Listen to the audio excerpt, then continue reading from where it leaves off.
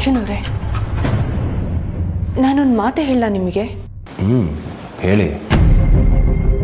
ಹಾಗೆ ಸ್ವೆಟರ್ಗಳನ್ನ ಇಟ್ಕೊಬಿಡಿ, ಅಲ್ಲಿ ಚಳಿ ಹೇಗಿರುತ್ತೆ ಅನ್ನೋ ಹೇಳೋಕ್ಕಾಗಲ್ಲ. ಸಿದ್ಧ ಆಗ್ತಾ ಇದ್ದೀರಾ? ಅಂದ್ರೆ ನನ್ನ ಮಾತಿಗೆ ಬಿಡ್ಕಾಸಷ್ಟು ಬೆಲೆ ಇಲ್ವಾ? ಅಜ್ಜಿ, ನೀನು ಯಾಕೆ ಬೇಡ ಬೇಡ ಅಂತ ಹೇಳ್ತಿದ್ಯಾ ನನಗಂತೂ ಗೊತ್ತಾಗ್ತಾ ಇಲ್ಲ. ಅಲ್ಲ, ಅಲ್ಲಿ ಹೋಗಿ ಪೂಜೆ ಮಾಡಿಸೋದ್ರಿಂದ ಆಗೋ ನಷ್ಟ ಆದ್ರೂ ಏನು? ನೋಡು, ಪ್ರತಿಯೊಂದನ್ನು ಬಿಡಿಸಿ ಹೇಳೋದಕ್ಕಾಗೋದಿಲ್ಲ. ನೀನು ಹೇಳಲಿಲ್ಲ ಅಂತಂದ್ರೆ ನಾನು ನಿನ್ನ ಮಾತನ್ನ ಕೇಳೋದಿಲ್ಲ. ಅರ್ಜುನ್, ಹಾಲಕ್ಕೆ ಇವ್ನು ಹೇಳ್ದಂತ ಹೊರಟು ನಿಂತಿದ್ದೀರಲ್ಲ, ನಿಮ್ಗೆ ಏನು ಹೇಳಬೇಕು ಅಂತ ಅರ್ಥ ಆಗ್ತಿಲ್ಲ. ಅವ್ನು ಹೇಳಿದ ಮಾತೆಲ್ಲ ನಿಜ ಆಗತ್ತಾ? ಅಜ್ಜಿ, ಇದು ಅಪ್ಪನಿಗೆ ಸಂಬಂಧಪಟ್ಟ ವಿಚಾರ. ಹಾಲಕ್ಕೆ ಅವ್ನು ಹೇಳಿದ್ಮೇಲೂ ನಾವು ಸುಮ್ಮನೆ ಕೂತಿದ್ದೀನಿ ಅಂತಾದ್ರೆ ಮಗನಾಗಿ ಏನು ಉಪಯೋಗ? ನೋಡು, ನೀನು ಏನು ಹೇಳಿದ್ರು ಸರಿನೇ, ಇದಕ್ಕೆ ನಾನು ಒಪ್ಪೋದಿಲ್ಲ. ಅಂದರೆ ನಿನಗೆ ಅಪ್ಪ ಮನೆಗೆ ಮತ್ತೆ ಬರಬೇಕು ಅನ್ನೋ ಆಸೆ ಇಲ್ವಾ? ಮಗ ಮನೆಗೆ ಬರಲಿ ಅನ್ನೋ ಆಸೆ ಯಾವ ತಾಯಿಗಿರೋದಿಲ್ಲ ಹೇಳು? ಮತ್ತೆ ಯಾಕೆ ಬೇಡ ಬೇಡ ಅಂತ ಅಡ್ಡಿಪಡಿಸ್ತಾ ಇದೆಯಾ? ನೋಡು, ಗೊತ್ತಿಲ್ದಿರೋ ದೇವ್ರಿಗಿಂತ ಗೊತ್ತಿರೋ ದೇವ ಒಳ್ಳೇದು ಅಂತಾರೆ. ಅಂದ್ರೆ ಮತ್ತೆ ನಿಮ್ಮಪ್ಪನ ಮನೆಗೆ ಕರ್ಕೊಂಡು ಬರೋ ಜವಾಬ್ದಾರಿ ನಂದು. ಹೇಗೆ ಕರೆಸ್ತೀಯಾ? ಮತ್ತೆ ನಾನು ಬೈರುವ ಬಾಬನ್ ಮೊರೆ ಹೋಗ್ತೀನಿ. ಇದನ್ನು ಜಾಣ್ತನ ಅನ್ಬೇಕು ದಡ್ತನ ಅನ್ಬೇಕು ನನಗಂತೂ ಗೊತ್ತಾಗ್ತಾ ಇಲ್ಲ ಅಜ್ಜಿ. ಯಾಕೋ? ಇನ್ನೇನಜ್ಜಿ, ಮತ್ತೆ ಅವತ್ತು ಕರುಣ ಪಿಸಾಚಿ ಬಾಬನ ಎಂತ ಸ್ಥಿತಿಕ್ಕಂತು ಅಂತ ನೀನೇ ನೋಡ್ಲಿಲ್ವಾ? ನನ್ನ ಕೈಲಿ ನಿಮ್ಮನ್ನ ಕಾಪಾಡೋದಕ್ಕಾಗಲ್ಲ, ನಿಮ್ಮ ದಾರಿ ನೀವು ನೋಡ್ಕೊಳ್ಳಿ ಅಂತ ಹೇಳಿದ್ದು ಮರ್ತ್ಬಿಟ್ಟ. ಅಂಥದ್ರಲ್ಲಿ ಅವ್ರ ಅಪ್ಪನ ಹೇಗಜ್ಜಿ ವಾಪಸ್ ಕರ್ಕೊಂಡು ಬರ್ತಾರೆ? ಹಾಗಲ್ಲ ಕಣೋ, ಈಗ ಬಾಬಾ ಅದೇನೋ ಪೂಜೆ ಎಲ್ಲ ಮಾಡಿ ತುಂಬ ಶಕ್ತಿ ಪಡ್ಕೊಂಡಿದ್ದಾರೆ. ಅಜ್ಜಿ ಅಷ್ಟು ಹೇಳ್ತಾ ಇದ್ದಾರೆ, ಅಜ್ಜಿ ಮಾತು ಕೇಳೋಣ ಅಂತ ಅನ್ನಿಸ್ತಾ ಇದೆ ಅರ್ಜುನ್ ಅವರೇ. ನೋಡಿ, ಈ ವಿಷಯದಲ್ಲಿ ನೀವಲ್ಲ, ಯಾರೇ ಹೇಳಿದ್ರು ಬಾಬಾ ಅಪ್ಪನ ವಾಪಸ್ ಕರ್ಕೊಂಡು ಬರ್ತಾರೆ ನಂಬಿಕೆ ನನಗಿಲ್ಲ. ಒಂದು ವೇಳೆ ವಿಷ್ಣುಪುರಕ್ಕೆ ನಾನು ಹೋಗಿ ಹೋಮ ಪೂಜೆ ಮಾಡಿಸ್ಕೊಂಬರಕ್ಕಾಗದೇ ಇದ್ರೆ ನನ್ನ ಪರವಾಗಿ ನೀವು ಹೋಗಿ ಹೋಮ ಪೂಜೆ ಮಾಡಿಸ್ಕೊಂಬರ್ಬೇಕಾಗತ್ತೆ. ಏನು? ನಾನು? ಹೌದು, ನೀವು ಅಲ್ಲಿಗೆ ಬರಲೇಬೇಕು. ಯಾಕೆ ಗೊತ್ತಾ? ನೀವು ಅಲ್ಲಿಗೆ ಬರೋದ್ರಿಂದ ನೀವೇ ನಾಗಿಣಿ ಅನ್ನೋ ಅಜ್ಜಿ ಅನುಮಾನ ದೂರ ಆಗುತ್ತೆ. ಅಪ್ಪ ವಾಪಸ್ ಮನೆಗೂ ಬರ್ತಾರೆ. ನನಗೆ ಇದೆರಡು ಆಗೋದು ಮುಖ್ಯನೇ. ಅದಕ್ಕೆ ನೀವು ನನ್ನ ಜೊತೆ ಅಲ್ಲಿಗೆ ಬರಲೇಬೇಕು, ನನ್ನ ಜೊತೆ ಅಲ್ಲಿ ಪೂಜೆಲಿ ಕೂರಲೇಬೇಕು. ಯಾಕೋ ಯಾಕೋ ಈಗ ಆಟ ಮಾಡ್ತಿದ್ಯಾ ನೀನು? ಅಜ್ಜಿ, ನನ್ನ ಉದ್ದೇಶ ಅಪ್ಪ ಮನೆಗೆ ಬರಲಿ ಅನ್ನೋದು. ಅಪ್ಪ ಇಲ್ಲೇ ಅಮ್ಮ ಎಷ್ಟು ಒದ್ದಾಡ್ತಾ ಇದ್ದಾರೆ ಅಂತ ನಿನಗೆ ಗೊತ್ತಿದೆಯೋ ಗೊತ್ತಿಲ್ವೋ ನನಗೆ ಗೊತ್ತಿಲ್ಲ, ಆದರೆ ನನಗೆ ಚೆನ್ನಾಗಿ ಗೊತ್ತಿದೆ. ಮಗನಾಗಿ ನಾನು ನನ್ನ ಕರ್ತವ್ಯನ ಮಾಡ್ತಾ ಇದ್ದೀನಿ. ದಯವಿಟ್ಟು ಇದಕ್ಕೆ ಯಾರು ಅಡ್ಡ ಬರಬೇಡಿ. ಅಡ್ಡ ಬಂದರೆ ನನ್ನ ಮೇಲೆ ಆಣೆ.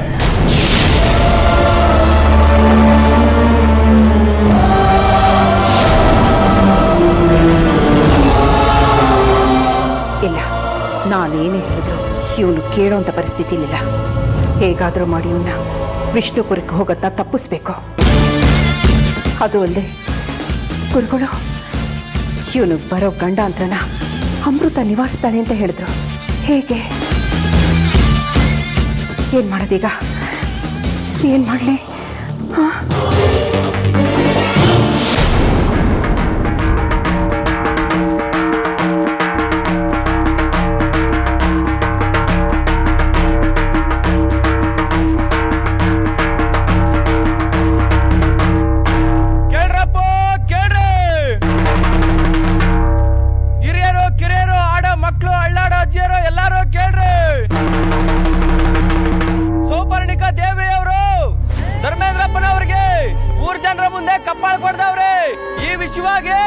ಧರ್ಮೇಂದ್ರಪ್ಪನವರು ಪಂಚಾಯಿತಿ ಕರೆದವ್ರೆ.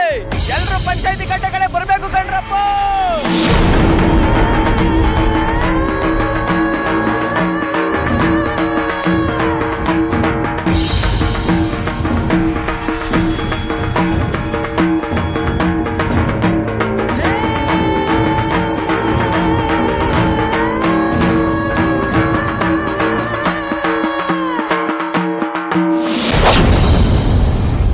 ಮನೆ ಮುಂದೆ ಬಂದ್ರೆ ತಪ್ಪಾಗೋಯ್ತು.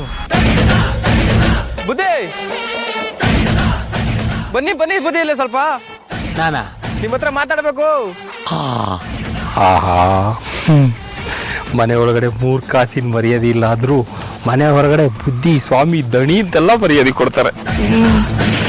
ಈ ಗರುಡು ವಂಶಕ್ಕೆ ಅಳಿಯನಾಗಿ ಬಂದಿದ್ದಕ್ಕೆ ನನಗಿಷ್ಟೇ ದಕ್ಕಿದ್ದು. ಇರಲಿ, ಇರೋದ್ರಲ್ಲೇ ತೃಪ್ತಿ ಪಡಬೇಕು. ಬನ್ನಿ ಬುದ್ಧಿ. ಹಾಂ ಬಂದೆ.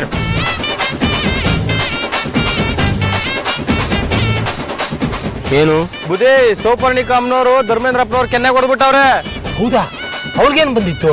ಅದ್ ನನಗೆ ಗೊತ್ತಿಲ್ಲ ಸ್ವಾಮಿ. ಈ ವಿಷಯವಾಗಿ ಧರ್ಮೇಂದ್ರಪ್ಪನವರು ಪಂಚಾಯತಿ ಕರೆದವ್ರೆ. ಅದಕ್ಕೆ ನಾನೇನ್ ಮಾಡ್ಲಿ? ಪಂಚಾಯತಿ ಇರೋದನ್ನ ಸಾವುಕಾರ ಹೇಳ್ಬಿಡಿ ಸ್ವಾಮಿ. ಅದೆಲ್ಲ ಗೊತ್ತಿಲ್ಲ, ನೀನೇ ಹೋಗ್ಬಿಟ್ಟು ಸೌಕರ್ಯ ಹೇಳು. ಹೇಳೋದು ಹೇಳಿದೀನಿ ಸ್ವಾಮಿ. ಹೇಳಿದ್ರೆ ಹೇಳಿ, ಬಿಟ್ರೆ ಬಿಡಿ ಸ್ವಾಮಿ. ನಾನು ಬರ್ತೀನಿ ಸ್ವಾಮಿ. ಯೋ ಯೋ ನಿಂತ್ಕೊಳ್ಳಯ್ಯ. ಯೋ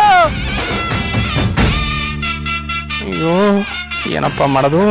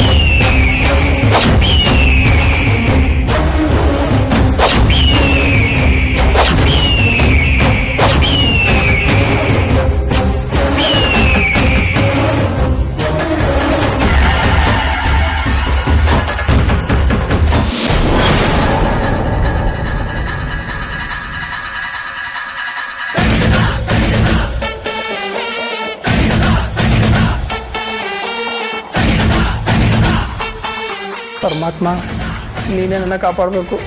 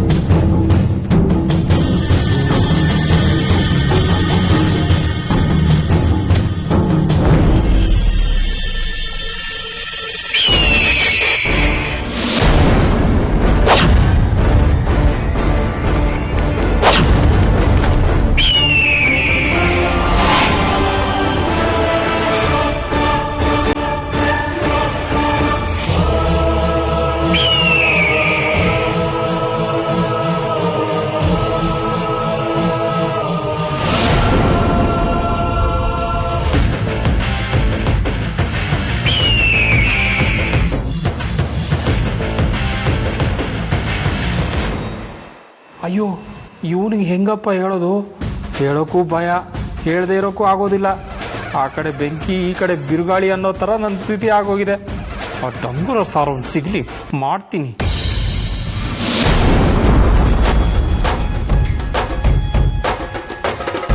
ಹೇ ಗೋವಿಂದ, ಬಾ. ಏನ್ ಹಾಗೆ ನಿಂತಿದ್ಯಾ? ಒಳ್ಳೆ ಸುನಾಮಿನ್ ನೋಡ್ದವನಾಗೆ. ಹಾ, ನೀವು ಈ ಹಳ್ಳಿಗೆ ಸುನಾಮಿನೂ ಹೌದು, ಸುಂಟ್ರು ಗಾಳಿನೂ ಹೌದು. ನಾನು ಮಾತ್ರ ಅಲ್ಲ, ಎಲ್ಲರೂ ನಿಮ್ಮ ಮುಂದೆ ಹಾಗೆ ನಿಂತ್ಕೋತಾರೆ. ನೀನ್ ನನ್ನ ಹೊಗಳ್ತಾ ಇದೆಯೋ ಅಥವಾ ಭಯ ಪಡ್ತಾ ಇದೆಯೋ? ಎರಡೂ ಅಲ್ಲ ಬಾವ, ನಿಮಗೆ ಗೌರವ ತೋರಿಸ್ತಾ ಇದ್ದೀನಿ. ಸರಿ, ಗಾಡಿ ತೆಗಿ, ಪಂಚಾಯಿತಿಗೆ ಹೋಗ್ಬೇಕು.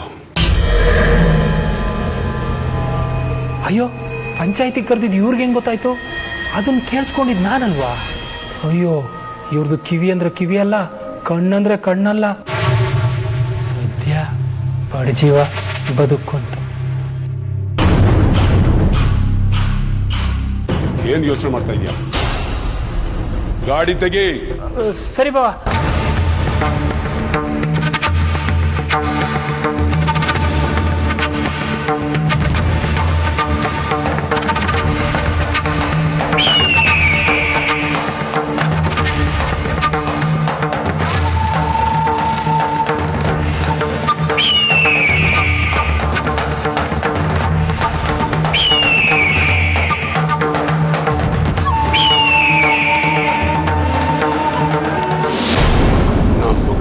ವಂಶದ ಮೇಲೆ ಪಂಚಾಯಿತಿಗೆ ದೂರು ಕೊಡುವಷ್ಟು ಸೊಕ್ಕ ಅವನಿಗೆ.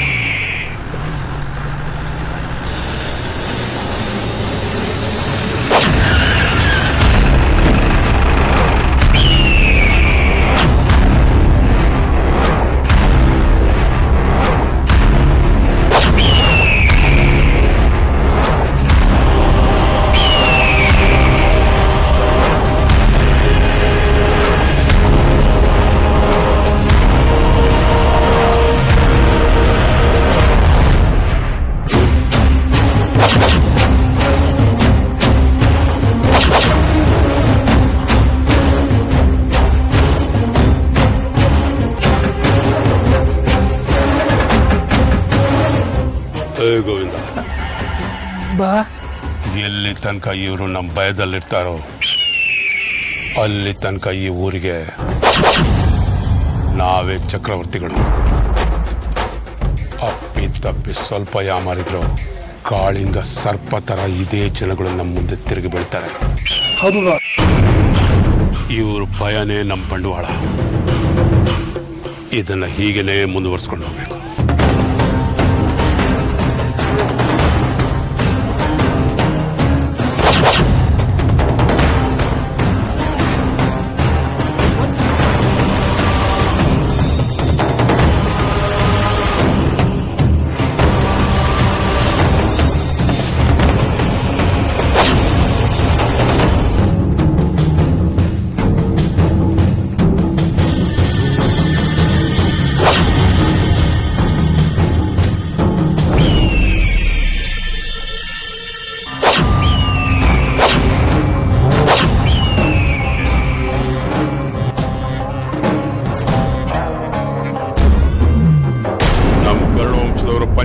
ಜೊತೆಗೆ ಬಂದು ನಿಲ್ಲೋದಂದ್ರೆ ಏನು?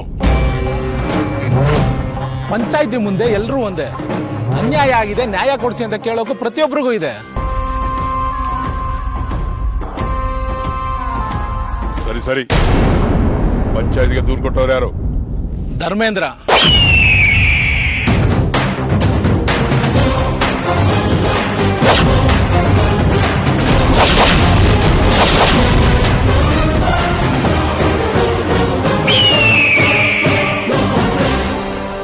ಏನಂತ?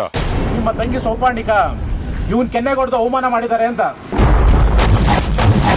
ಹಾಗೂ ಹೊಡೆಯೋದಕ್ಕೆ ಕಾರಣ ಏನು ಅನ್ನೋದು ನಿಮ್ಗೆ ಗೊತ್ತಲ್ಲ?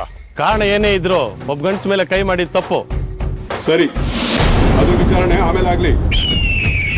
ಮೊದಲು ಧರ್ಮೇಂದ್ರನ ವಿಚಾರಕ್ಕೆ ಬನ್ನಿ. ನಿಮ್ಮನ್ನ ನಂಬ್ಕೊಂಡು ನಮ್ಮೂರ್ನ ಗರುಡ ದೇವ್ರ ದೇವಸ್ಥಾನದಲ್ಲಿ 2 ವರ್ಷದಿಂದ ಪೂಜೆನೂ ಆಗಿಲ್ಲ, ಹೋಮನೂ ಆಗಿಲ್ಲ. ಅದಕ್ಕೆ ನಮ್ಮ ಹಳ್ಳಿಗೆ ಗರ ಪಡ್ಕೊಂಡಿದೆ, ಕ್ಷಾಮ ಬಂದಿದೆ.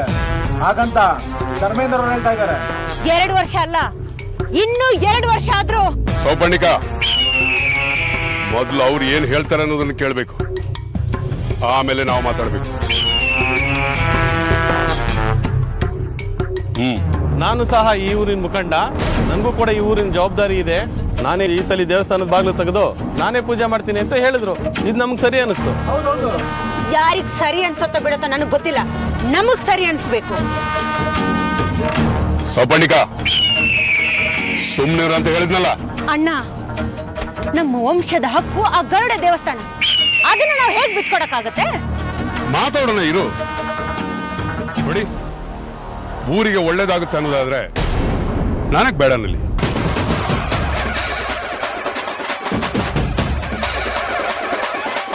ಅಕಸ್ಮಾತ್ ಈ ಕೆಲಸ ಮಾಡೋದ್ರಿಂದ ಧರ್ಮೇಂದ್ರ ಜೀವಕ್ಕೆ ಅಪಾಯ ಆದ್ರೆ ನಾನಾಗ್ಲಿ ನನ್ನ ವಂಶದವರಾಗ್ಲಿ ಜವಾಬ್ದಾರಲ್ಲ.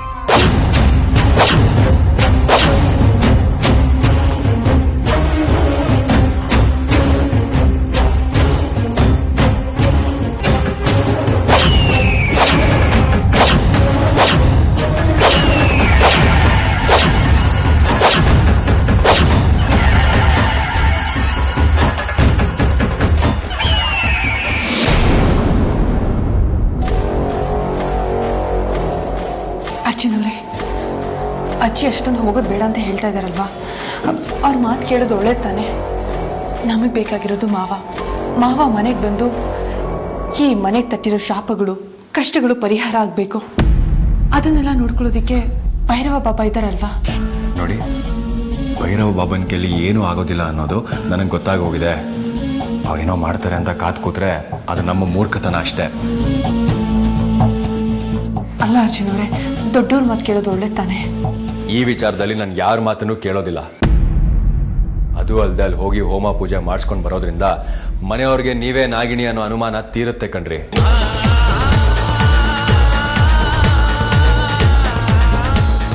ಅದನ್ನ ಅರ್ಥ ಮಾಡ್ಕೊಳ್ಳೆ ನೀವು ಈ ರೀತಿ ಮಾತಾಡ್ತಾ ಇದ್ದೀರಾ. ನೋಡಿ, ಏನೇನು ಬೇಕು ಎಲ್ಲ ಇವಾಗಲೇ ಎತ್ತಿಟ್ಕೊಳ್ಳಿ, ನಾಳೆ ಬೆಳಿಗ್ಗೆನೆ ಹೊರಡಬೇಕು.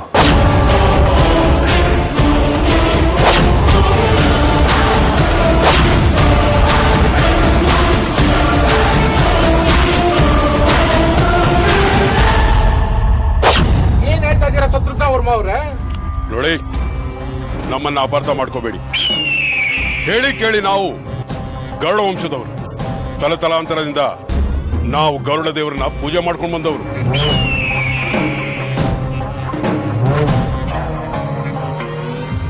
ನಾವು ಪೂಜೆ ಮಾಡುವಾಗ ಎಷ್ಟು ನಿಯಮ ನಿಷ್ಠೆಯಿಂದ ಇರ್ತೀವಂತ ನಿಮ್ಗೆಲ್ರಿಗೂ ಗೊತ್ತು.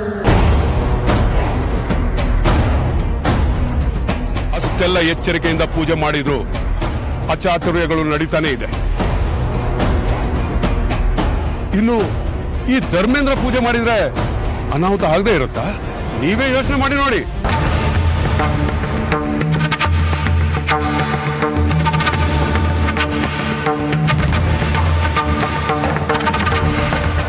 ನಮ್ಮೂರ ಗರುಡ ದೇವರು ಒಂದೇ, ಬೆಂಕಿನೂ ಒಂದೇ.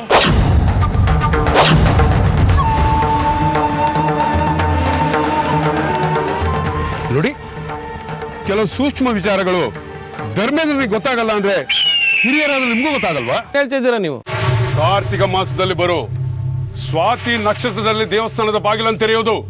ಆದ್ರೆ ಇವತ್ತು ಚತುರ್ಥಿ, ಚಿತ್ತಾ ನಕ್ಷತ್ರ.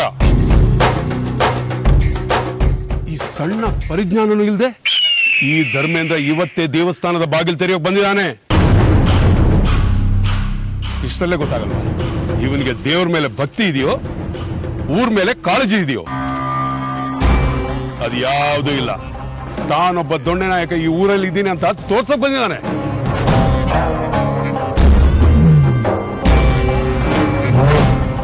ನೋಡಿ, ಈ ಸಲ ಪೂಜೆ ನಾನೇ ಮಾಡ್ಬೇಕು ಅನ್ನೋ ಕೆಟ್ಟ ಹಠ ನನ್ಗಿಲ್ಲ. ಇವನೇ ಮಾಡ್ಲಿ, ಆದ್ರೆ ಪದ್ಧತಿ ಪ್ರಕಾರ, ಶಾಸ್ತ್ರ ಸಂಪ್ರದಾಯ ಪ್ರಕಾರ ನಡೀಲಿ. ಅಣ್ಣ, ಗರುಡ ವಂಶದ ಗಂಡು ಕುಡಿ ನೀನಿರ್ಬೇಕಾದ್ರೆ ಬೇರೆ ಯಾರೋ ಪೂಜೆ ಮಾಡೋದಕ್ಕೆ ಹೇಗಾಗತ್ತೆ? ಅದು ಕೆಲವು ಮೂರ್ಖ ಚಿಕಾಮಣಿಗಳಿಗೆ ಅರ್ಥ ಆಗಲ್ಲ.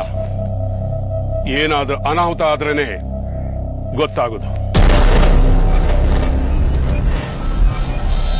ನೀವು ಹಾಗೆ ಈ ಧರ್ಮೇಂದ್ರ ಆಸೆ ಪಟ್ಟಾಗನೇ ಪೂಜೆ ನಡೀಲಿ. ನಾನು ಪೂಜಾ ಸಮಯದಲ್ಲಿ ಹೊರಗಿದ್ದು ಎಲ್ಲಾ ವ್ಯವಸ್ಥೆ ನೋಡ್ಕೊಳ್ತೀನಿ. ಅಕಸ್ಮಾತ್ ಏನಾದ್ರೂ ಹೆಚ್ಚು ಕಮ್ಮಿ ಆದ್ರೆ ನನ್ನ ಹತ್ರಕ್ಕೂ ಬರಬೇಡಿ, ನನ್ನ ಹತ್ರ ಏನೂ ಕೇಳಬೇಡಿ.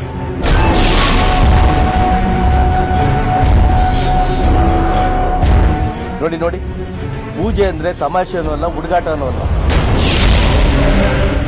ಇಷ್ಟು ವರ್ಷದಿಂದ ಶತ್ರುಘ್ನ ವರ್ಮ ಅವರೇ ಪೂಜೆ ಮಾಡ್ಕೊಂಡು ಬಂದಿದ್ದಾರೆ. ಈ ವರ್ಷನೂ ಅವರೇ ಮಾಡ್ಲಿ.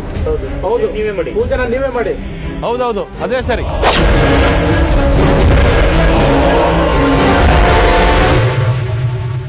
ನೋಡಿ ಶತ್ರುಘ್ನ, ಏನೋ ಆಗಿದ್ದು ಆಗೋಗಿದೆ. ಅದನ್ನ ಮನಸ್ಸಿನಲ್ಲಿ ಇಟ್ಕೊಳ್ದೆ ಇಷ್ಟು ವರ್ಷದಂತೆ ನೀವೇ ಪೂಜೆಗೆ ಕೂತ್ಕೊಂಡು ನೀವೇ ಹೋಮಕ್ಕೂ ಕೂತ್ಕೊಳ್ಳಿ. ಹೌದೌದು, ಆಗ್ಬೋದು ಆಗ್ಬೋದು.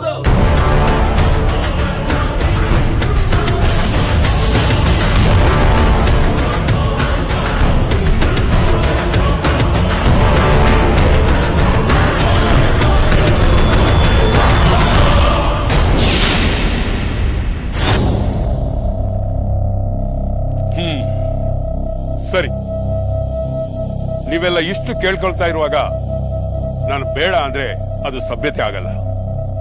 ನಾನೇ ನಿಂತು ಪೂಜೆ ಮಾಡ್ತೀನಿ. ಏನಾದ್ರೂ ಅಡೆತಡೆ ಆದ್ರೆ?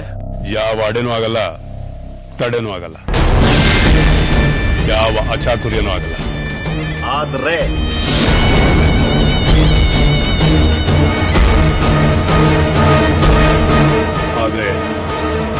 ಹೋಮ ಪೂಜೆ ಎಲ್ಲರೂ ನೀನೇ ಮಾಡಿ.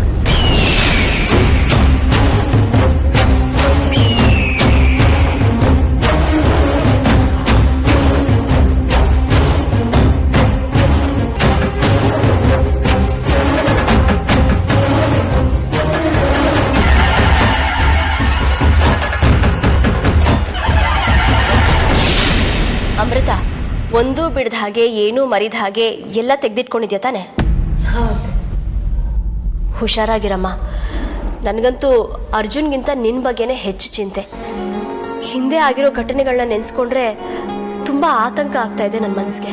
ಅಮ್ಮ, ನಾವು ಹೋಗ್ತಾ ಇರೋದು ದೇವಸ್ಥಾನಕ್ಕೆ. ನೀನು ಅನ್ಕೊಂಡಿರೋ ಹಾಗೆ ಏನೂ ಆಗೋದಿಲ್ಲ, ಯೋಚನೆ ಮಾಡಬೇಡ. ಏನೂ ಆಗದೆ ಇರಲಿ ಅನ್ನೋದೇ ನನ್ನ ಆಸೆ ಕೂಡ. ಆದರೆ ಒಬ್ಬ ತಾಯಿಯಾಗಿ ಅತ್ತೆಯಾಗಿ ಹುಷಾರಾಗಿ ಹೋಗಿ ಬನ್ನಿ ಅಂತ ಹೇಳೋದು ನನ್ನ ಕರ್ತವ್ಯ ಅಲ್ವೇನೋ?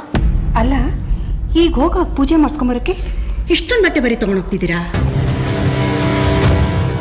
ಅತ್ತೆಮ್ಮ, ಹೊರಗೆ ಹೋದ್ಮೇಲೆ ಅಲ್ಲಿ ಪರಿಸ್ಥಿತಿ ಹೇಗಿರುತ್ತೋ ಏನೋ, ಒಂದೆರಡು ದಿನ ಅಲ್ಲೇ ಉಳ್ಕೊಳ್ಬೇಕಾದ ಸಂದರ್ಭ ಬಂದರೂ ಬರಬಹುದು.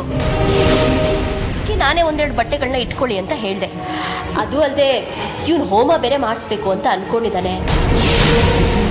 ಯಾವುದೇ ಪುಣ್ಯಕ್ಷೇತ್ರಗಳಲ್ಲಿ ಹೋಮ ಹವನ ಮಾಡಿಸಿದ್ರು ಅಲ್ಲಿ ಒಂದಿನ ಇರಬೇಕಂತೆ, ಆಗಲೇ ಅದ್ರ ಫಲ ಸಿಗೋದು. ನನ್ನ ಆತಂಕ ನಿಮ್ಗೆ ಅರ್ಥ ಆಗ್ತಿಲ್ಲ. ಆತಂಕನ? ಏನಜ್ಜಿ? ಅಜ್ಜಿ ನಿನ್ನೆ ಕೇಳ್ತಾ ಇರೋದು ಏನದು ಹೇಳು. ಅದು ನೋಡು, ನಿಮ್ಮಪ್ಪ ಬೇರೆ ಮನೇಲಿಲ್ಲ. ಕಾರಣ ಬಿಸ್ನೆಸ್ ಟ್ರಿಪ್ ಅಂತ ಹೋಗಿದ್ದಾನೆ. ಮನೇಲಿ ನಾನು ನಿಮ್ಮಮ್ಮ ಇಬ್ಬರೇ ಇರೋದು. ಅದಕ್ಕೆ ಹೇಳ್ತಾ ಇದ್ದೀನಿ, ಪೂಜೆ ಹೋಮ ಅನ್ನೋ ನೆಪದಲ್ಲಿ 2-3 ದಿನ ಅಲ್ಲೇ ಉಳ್ಕೋಬೇಡಿ. ಪೂಜೆ ಮುಗಿದ ತಕ್ಷಣ ಬೇಗ ಬಂದ್ಬಿಡಿ. ಅಜ್ಜಿ, ಅಪ್ಪ ಈ ಮನೆಗೆ ಬರ್ದೆ ನಾನು ಈ ಮನೆಗೆ ಕಾಲಿಡೋದಿಲ್ಲ. ನೀನೇನು ಆತಂಕ ಪಡಬೇಡ, ಎಲ್ಲ ಒಳ್ಳೇದಾಗುತ್ತೆ. ನಾನು ಹೋಗಿ ಬರ್ತೀನಿ. ಬರ್ತೀನಮ್ಮ. ಹುಷಾರು ಕಣೋ. ಸರಿ ಅಮ್ಮ, ಬರ್ತೀನಿ.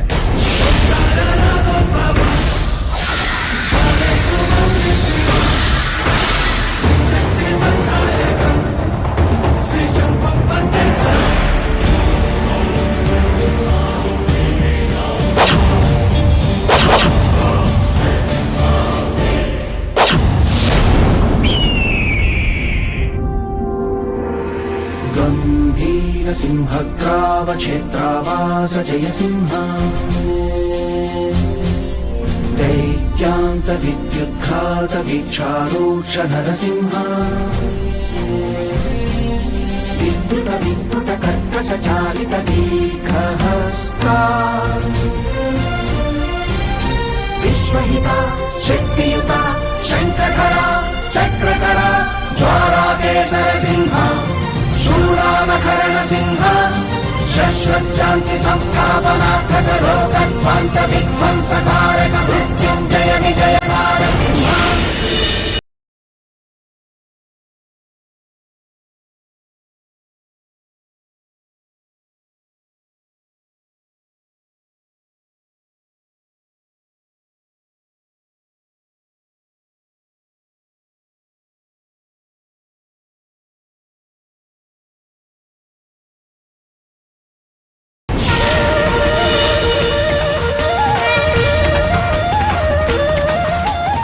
ಇವೆಲ್ಲ ನಮ್ಮ ಗರುಡದೇವರ ಒಡವೆಗಳು.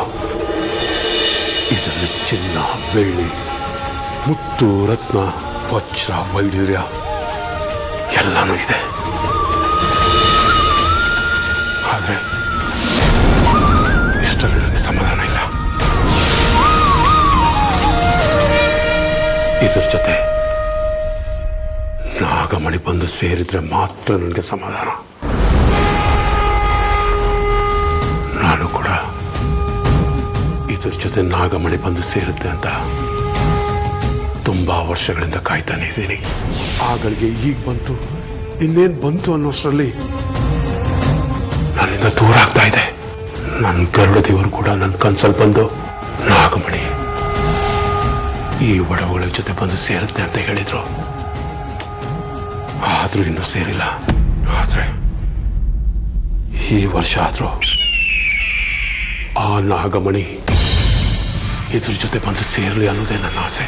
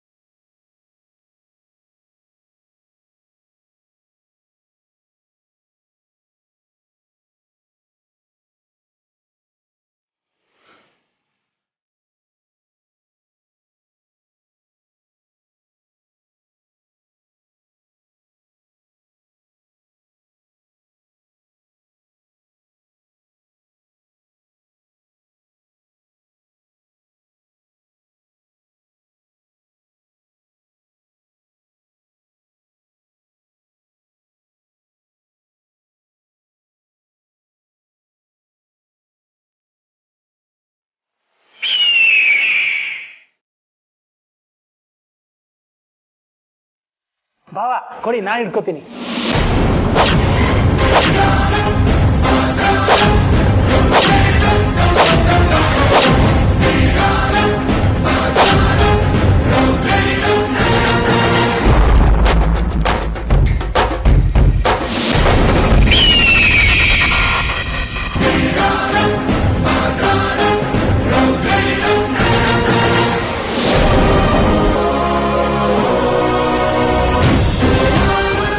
ಅಮೃತ ಅವರೇ, ಎಲ್ಲ ಇದ್ರೂ ಸಹ ಜೀವನದಲ್ಲಿ ಏನೋ ಕೊರತೆ ಇರುತ್ತೆ ಅನ್ನೋದಕ್ಕೆ ನಮ್ಮ ಜೀವನನೇ ಸಾಕ್ಷಿ ಕಂಡ್ರಿ.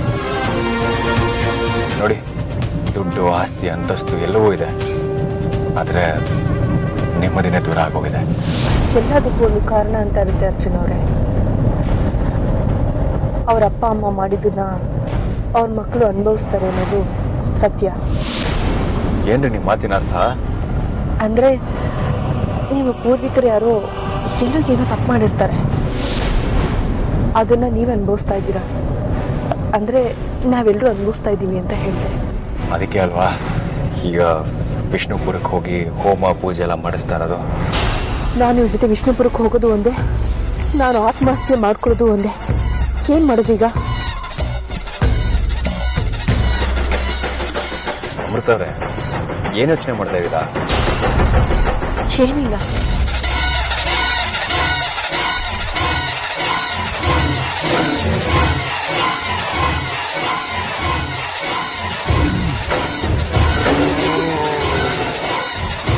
ಹೌದು, ಅದೇ ಸರಿ.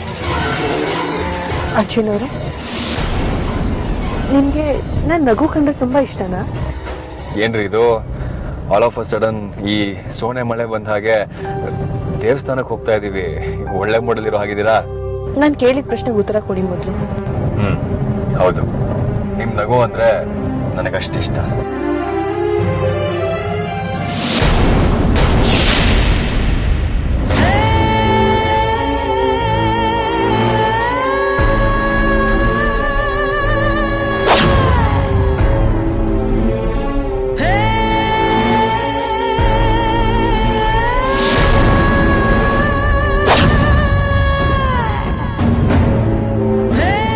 ಸೌಪರ್ಣಿಕ, ಏನ್ ಮಾಡ್ತಾ ಇದೀಯ ನೀನು? ಏನ್ ಮಾಡ್ಬೇಕೋ ಅದನ್ನೇ ಮಾಡ್ತಾ ಇದ್ದೀನಿ ಅಣ್ಣ. ಅಂದ್ರೆ ಹೇಳ್ತೀನಿ. ಅದಕ್ಕಿಂತ ಮೊದಲು ನೀನೊಂದು ಕೆಲಸ ಮಾಡು.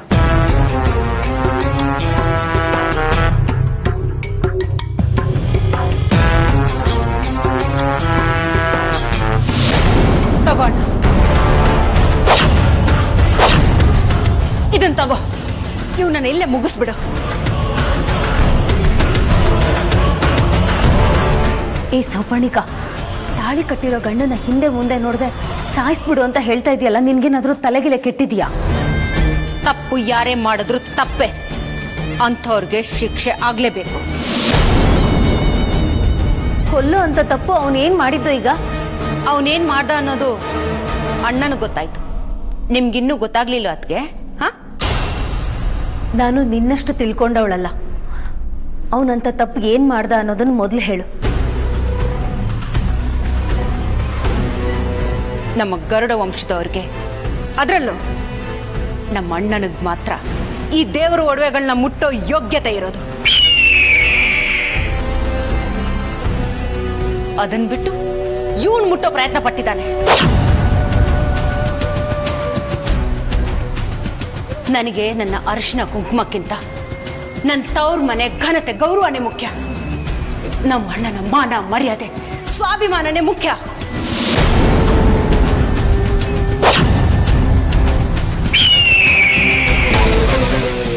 ಇಂಥ ಖಬರ್ಗೇಡಿ ನನ್ನ ಗಂಡ ಆಗಿರೋದಕ್ಕಿಂತ ನಾನು ವಿಧವೆಯಾಗೇ ಇರ್ತೀನಿ. ತಂಗಿ, ನೀನ್ ನನ್ನ ಮೇಲೆ ಇಟ್ಟಿರೋ ಪ್ರೀತಿಗೆ ನಿನಗೆ ನಾನು ಏನು ಕೊಟ್ಟರು ಕಡಿಮೆನೆ. ನಿನ್ನ ಅರಸಿನ ಕುಂಕುಮನ ನನ್ನ ಕೈಯಾರೆ ಅಳಿಸಿ ಜೀವನ ಪೂರ್ತಿ ನಿಂಗೆ ದುಃಖ ಕೊಡ್ಲ? ಇವತ್ತು ನಮ್ಮ ಗರುಡ ದೇವರ ಪೂಜೆ. ದೇವಸ್ಥಾನದ ಬಾಗಿಲನ್ನ ನಾನೇ ತೆರಿಬೇಕು. ಇಂಥ ಶುಭ ಮುಹೂರ್ತದಲ್ಲಿ ನನ್ನ ಕೈಯಿಂದ ಆ ಶುಭ ಕೆಲಸ ಆಗಬಾರ್ದು.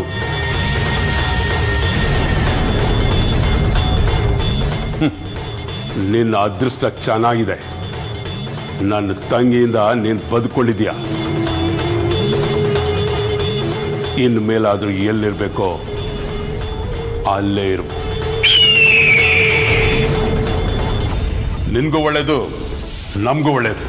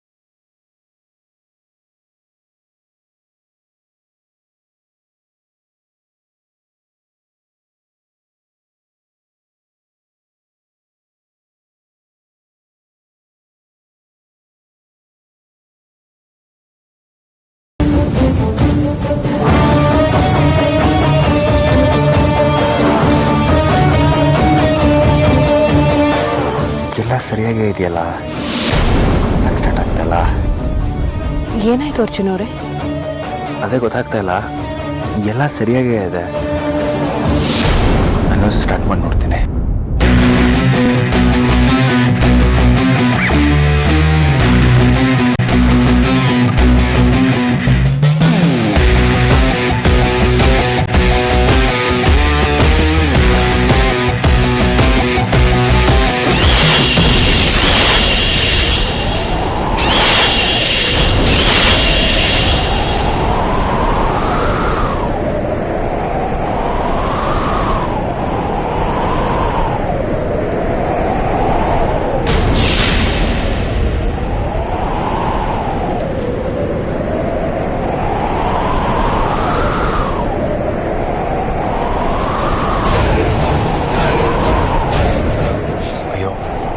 ಜೀವನದಲ್ಲಿ ಇಂಥ ಸುಂಟರ್ ಗಾಡಿ ನೋಡಿರಲಿಲ್ಲ.